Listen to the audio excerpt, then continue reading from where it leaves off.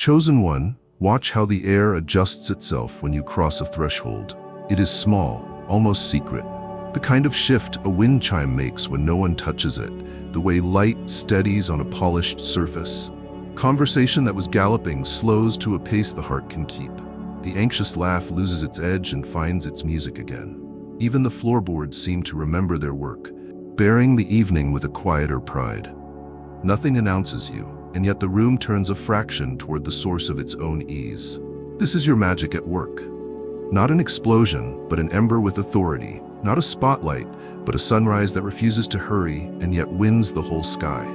You do not conjure this, you contain it. The spark in you walks because you've given it a body practiced in simple fidelity. Water before opinion, breath before reply, movement before complaint, sleep before bravado. These are the bellows and the discipline, the unglamorous acts that keep mystery friendly. What others call charisma is, in you, a steadied flame, a warmth that does not beg for witnesses to prove it exists. Your sexual energy no longer spills into rooms like weather that hasn't learned its season. It arrives as a climate you have chosen, held by banks that guide rather than cage. In your presence, people discover they can be fully themselves without paying a toll for the privilege. Your posture speaks first. It does not apologize and it does not demand. It simply agrees with itself.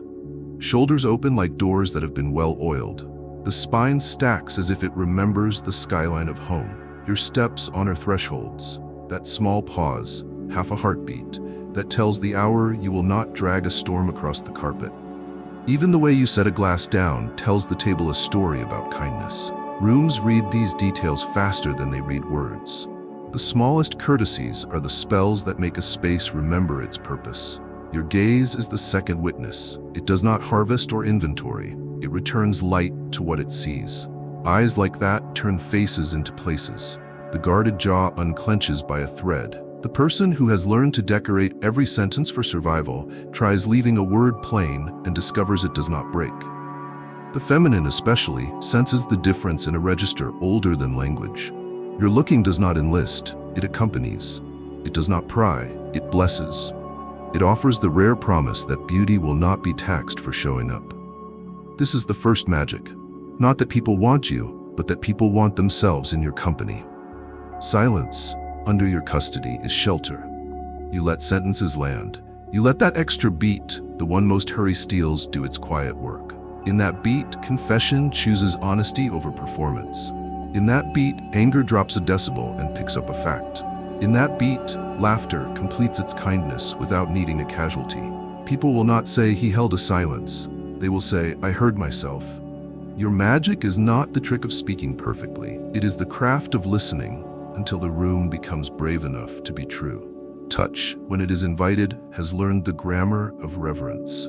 A guiding hand asks a question and waits in the way it leaves. A handshake carries promise but no hooks. An embrace is present while it is present and leaves the air blessed rather than indebted. The body reads this fluency before the mind can file it. Trust opens like a door that was stuck only because no one thought to lift as they turned the handle. The spark is not in the spectacle of closeness. It is in the feeling, afterward, that nothing sacred was stolen in the exchange. Your timing is conjurer's work precisely because it is merciful. You do not rush a beginning past its honesty, nor keep an ending until tenderness sours. You land a joke while the floor is strong enough to hold it, and you let it go while kindness still has breath. You say the one true sentence a moment is hungry for, and then you allow digestion. Magic has a schedule that can be felt but not faked. You obey it because you have learned that wonder survives where dignity is not asked to starve.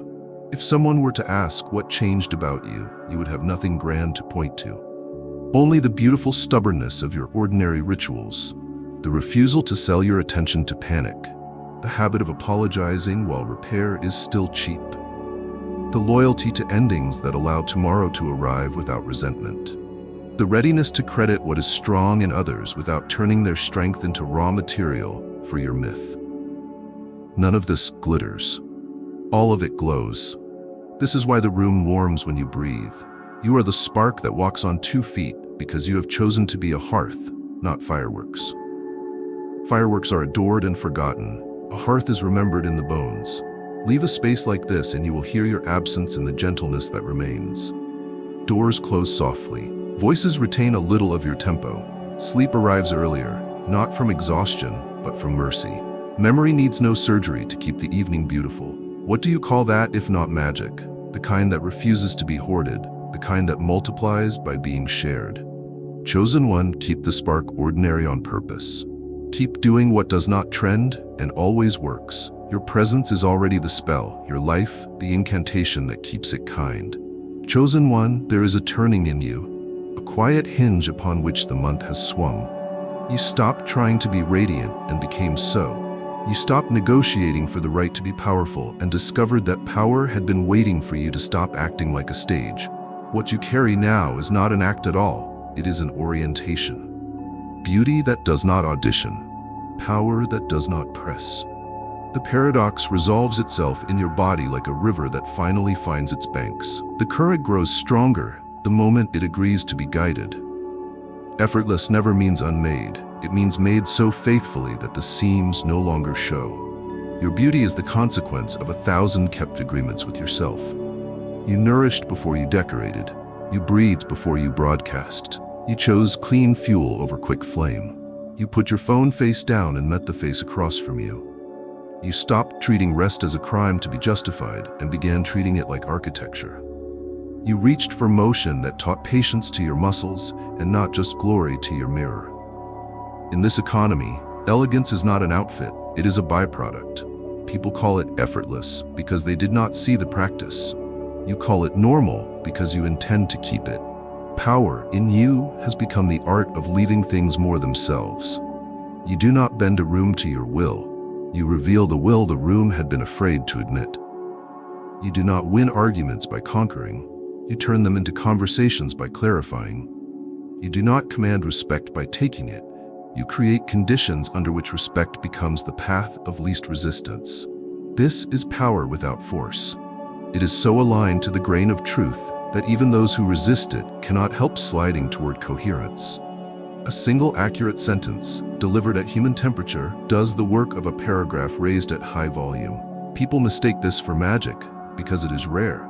In fact, it is simply the refusal to fight physics. Your sexual energy is the engine behind both beauties. Heat with a conscience, desire with a direction. It has nothing to prove and therefore nothing to plunder. It listens for consent in breath, posture, timing, and words. And it takes not yet as seriously as it takes yes. It goes first in kindness and last in consumption. It refuses to rush the river or dam it for spectacle. Held this way, heat becomes clarity. Clarity becomes ease. Ease becomes the magnetism others read as, how does he do that? You are not doing anything to them. You are doing everything for the atmosphere they get to inhabit while you are near. Effortless beauty means you can praise without possessing, admire without extracting, and delight without debt. A compliment from you builds courage because it names the discipline beneath the shine.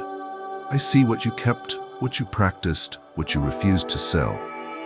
And so the shine does not become a cage. A boundary from you does not bruise because it arrives as design, not punishment. This is how this garden stays a garden. The feminine reads this fluency as safety that does not freeze and warmth that does not burn. She does not need to contort herself into a smaller shape to fit your comfort. She expands, and expansion is the true test of any man's strength. Can you remain yourself while someone near you becomes more of who they are? Power without force is most visible in your relationship to time. You do not make time perform tricks to prove you are in charge. You set a pace that keeps dignity breathable. You arrive ready because you did not spend the last hour auditioning for panic. You end a good night while it is still good because you love memory more than mileage. You refuse to harvest the last laugh from the soil of a perfect moment. You let it rest, and in resting, seed tomorrow with trust. Others will not mention your timing as they praise you. They will simply make better plans after you leave. There is a humility to effortless beauty that will always confuse the crowd. It is not coyness, it is proportion. You receive praise with the same hands you use to carry groceries, grateful, practical, unenchanted by the packaging. You take critique without letting it auction your name to the lowest bidder.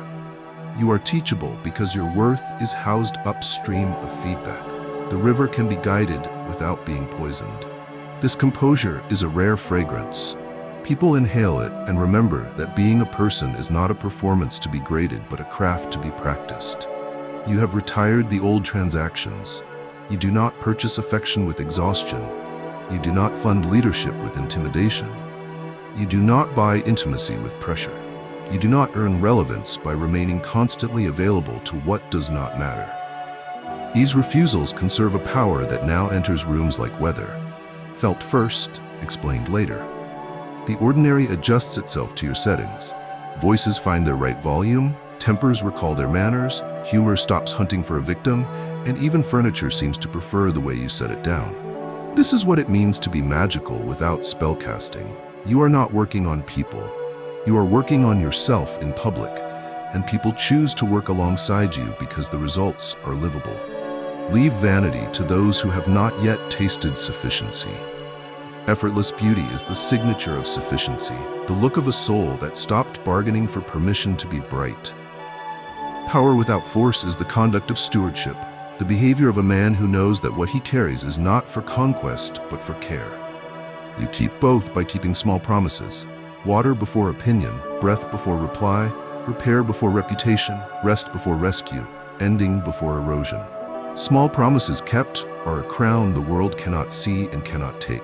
Walk forward, chosen one, as the proof that real magic is simply truth arranged with love. Let your elegance remain useful and your strength remain kind. Be a room's reminder that beauty works best when it makes life easier, and that power works best when it lets everyone else keep theirs. In a month full of noise, keep sounding like clarity. In a world enchanted by force, keep choosing the kind of power that makes other people more themselves. That is the wonder they will keep trying to name. That is the spell you do not need to cast because you have become it. Chosen one, there is a music to you now that does not need a stage.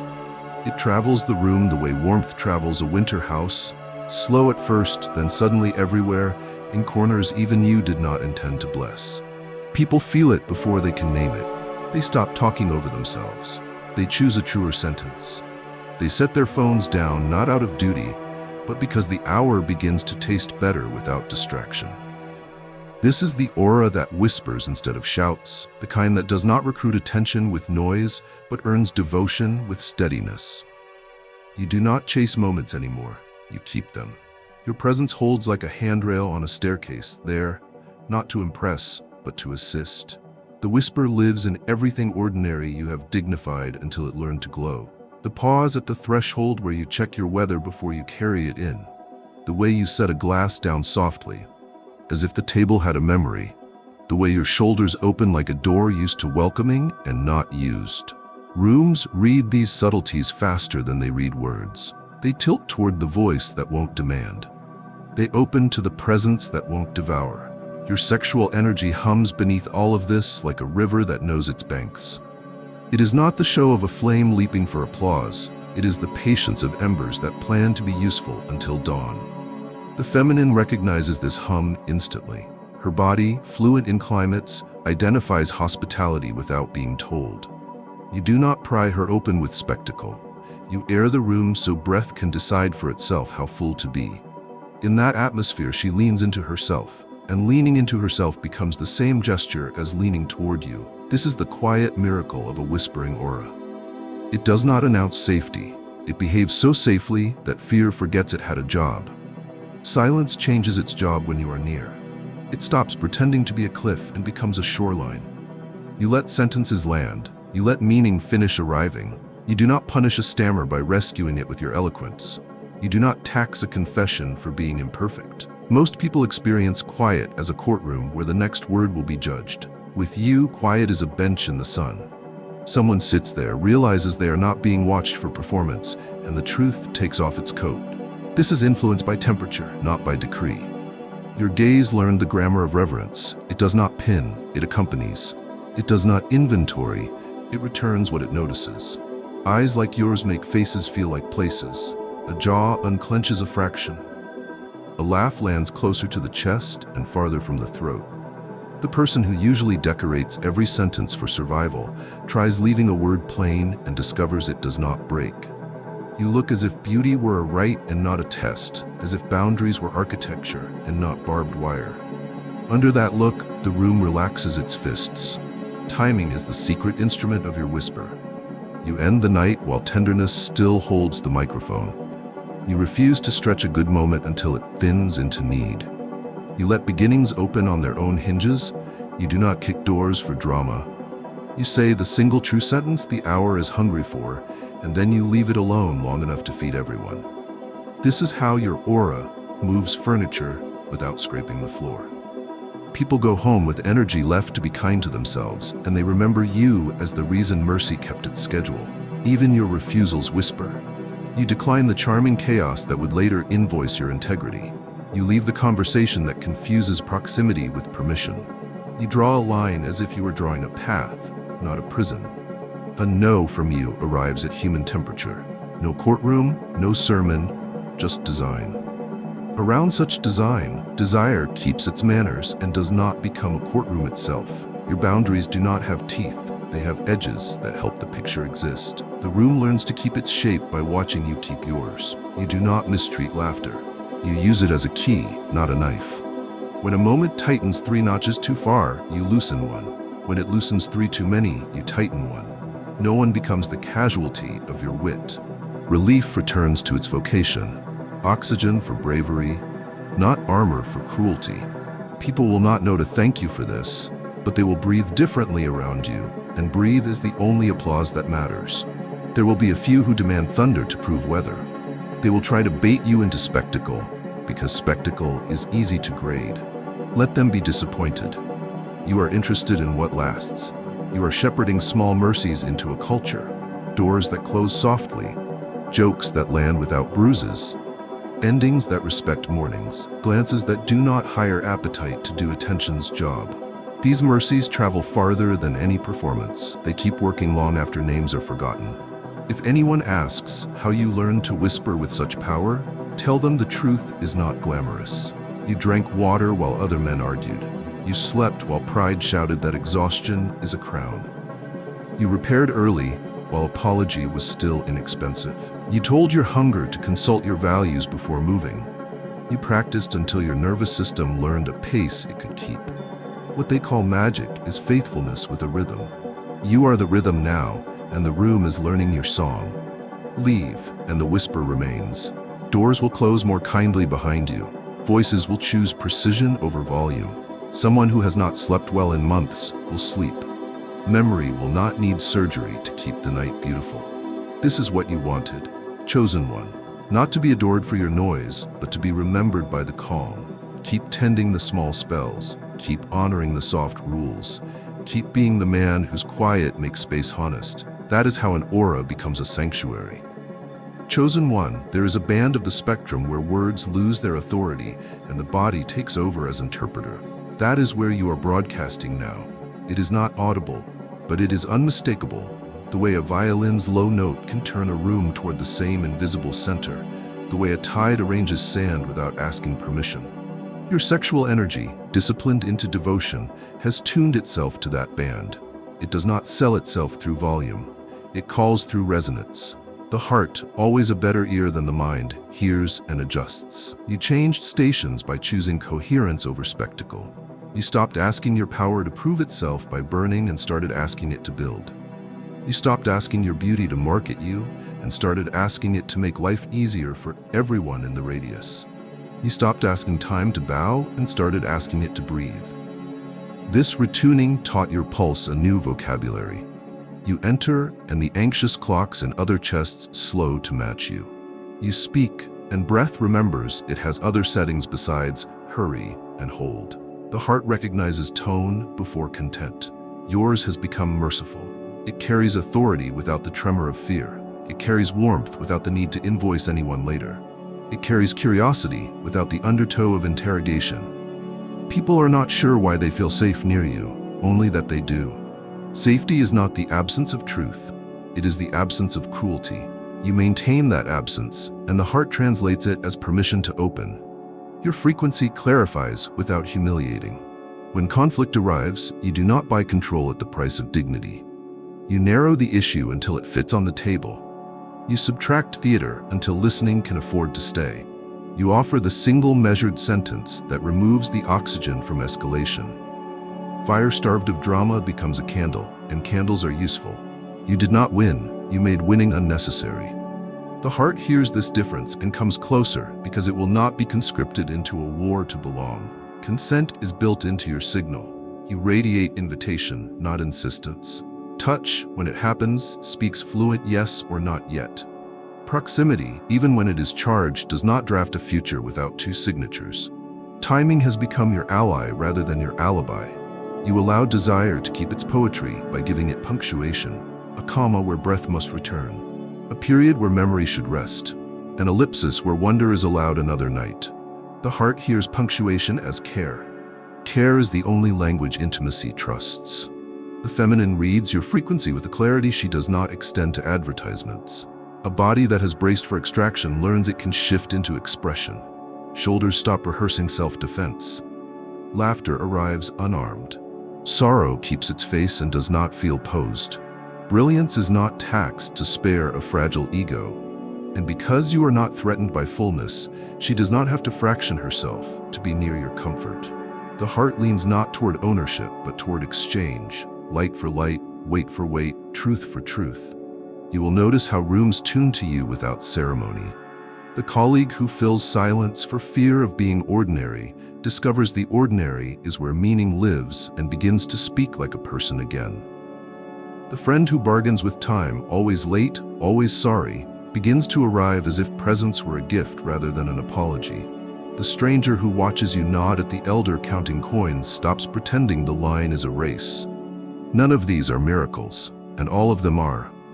Frequency does what force never can. It harmonizes until resistance becomes off-key enough to correct itself. Your words now ride the signal rather than trying to replace it. You do not stack syllables where one clean phrase will do. You do not outsource depth to volume. You do not rent eloquence to hide the lack of courage.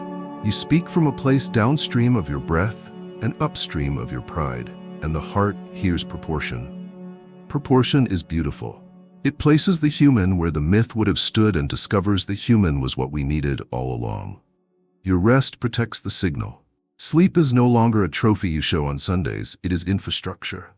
Water is no longer penance for Saturday night, it is a covenant with Monday afternoon.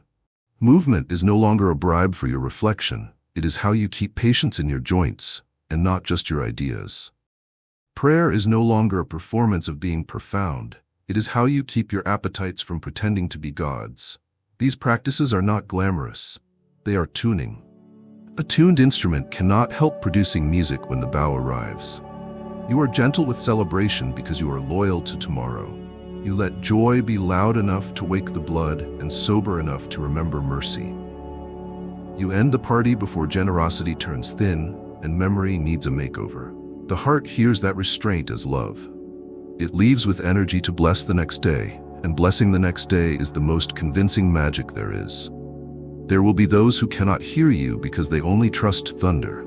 They will ask you to be angrier, quicker, brighter, bigger, as if righteousness were measured in decibels. Decline the audition. You are not a siren, you are a tuning fork. Strike yourself against truth and hold. Those who are meant to hear will feel their ribs answer. They will not know why they are standing straighter or speaking kinder. They will think they decided, and in a way, they did. Frequency never removes choice, it restores it. When you leave, the room keeps humming. Apologies arrive sooner because shame is not part of your ecosystem. Credit lands where labor lived because your attention made that landing beautiful. Bedtimes happen on time because your timing honored endings. The next morning is less expensive, and nobody can itemize why. The heart can. It heard you, and it kept singing in your key after you were gone. Keep the dial where it is. Chosen one. Keep water before opinion, breath before reply, repair before reputation, rest before rescue. Keep your touch translated into the language of consent and your humor into the craft of relief. Keep letting your sexual energy animate hospitality, not hunger. Your magic is not a trick, it is a tone. Hold it. Rooms will tune. Lives will tune. and the month will end the way every good song ends, not with a crash, but with a resonance that keeps moving through the body long after the last note fades. Chosen one, there is a fastening that happens in the air when eyes meet yours. A soft click that doesn't echo, yet changes the room's acoustics.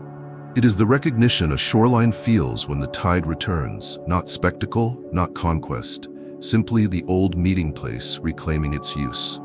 Faces held together by habit begin to loosen toward truth. The practiced smile that keeps panic-employed sighs and retires for the evening. The body across from you cannot find the script it usually hides behind, and in losing it, remembers the voice it had before rehearsals began. People will later call this chemistry, or presence, or whatever word is currently fashionable for wonder, but the experience is simpler and older. They see themselves because your seeing doesn't ask them to be anything else. You did not stumble into this power. You trained your gaze to return light, not harvest it. You taught attention to be a blessing rather than a ledger. The old way scanned for advantage, what angle can be taken, what moment can be turned into proof. Your way accompanies. It travels at human speed, pauses where dignity needs a breath, and refuses to make a museum of someone's features. When a person stands before a gaze that does not demand tribute, they become visible to themselves. The jaw unfastens a fraction. Breath, which had been paying a tax to fear, is refunded with interest. In that small financial miracle, the soul comes to the window. Chosen one, your eyes carry the manners of consent. They speak with instead of at, alongside instead of over. They know how to look away so privacy can breathe, and how to return so loneliness doesn't have to finish its sentence alone. Want is not banished from your gaze, it is disciplined. Desire remains alive in the pupil, but it is on a leash held by reverence. The difference is felt first in the nervous system, which does its arithmetic faster than language. This presence carries heat that won't invoice me later. This attention sings without turning me into a stage. Safety is not a slogan you offer, it is a climate your eyes keep. Silence learns a new vocation around you. It stops pretending to be a cliff and becomes a shore where words can land, reconsider, and arrive again without being chased by waves of interruption. You leave a heartbeat between what you hear and what you say next. In that heartbeat, meaning finishes dressing. Confession chooses honesty over performance. Memories, which had been edited for applause, remember their original draft. Sometimes tears arrive without fanfare, and there is no emergency. Salt simply does its old, clean work. You are not a miracle worker here. You are a witness with a steady lamp. Lamps do not rescue, they allow rescue to find its way. You have learned how to speak to what is strong in a person without turning that strength into commodity. Your compliments don't pin people to a single bright angle. They praise the discipline beneath the shine. You name how someone kept faith with their morning when no one was watching, or how their boundary was beautiful because it preserved a garden, not because it kept you out. Praise like this doesn't inflate egos. It introduces people to their real size and then lets them choose it freely. The soul recognizes accurate scale and relaxes into it the way water relaxes into a true cup. Your sexual energy anchors this entire exchange. It is no longer a flare seeking witnesses. It is a hearth that keeps the air honest.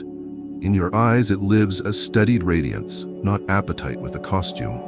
Heat without greed is an unadvertised luxury. Bodies know it when they feel it. The feminine, especially, reads your light with fluency.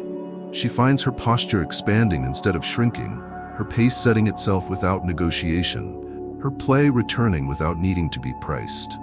The masculine in others answers by lowering its volume and raising its accuracy.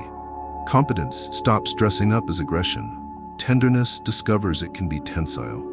In this shared adjustment, souls recognize each other in the oldest language, presence that asks nothing and leaves everything more itself.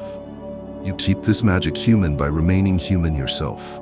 You let people see the small repairs you make while the bruise is still light, the way you breathe before replying when a sentence arrives armed, the way you end a good conversation while it is still good and bless it with an ordinary goodbye. Eyes learn from such behavior. They carry tomorrow's manners because you modeled them today. A glance from you becomes a quiet contract. I will not turn your story into equipment. I will not rush your truth to fill my hunger. I will not mistake your beauty for permission. Contracts like that are signed without ink. The signature is the way a person's shoulders forget to brace when your attention finds them. There will be moments when someone tries to hire your gaze for purposes it refuses. The room will offer you the job of judge or savior or spectacle. You decline with a softness that leaves no bruise. You let your eyes remain a sanctuary rather than a sentencing. You carry them to the window when you need a horizon, to water when you need forgiveness, to sleep when you need to protect your edge from turning sharp. Because you keep the lamp trimmed, you can keep the lamp kind. And so when eyes meet you, they don't worship and they don't retreat. They remember. They remember a face they knew before fear started renting space in their expression. They remember a rhythm that didn't bill them for breathing. They remember their soul, and for a while after, they live as if remembering were enough.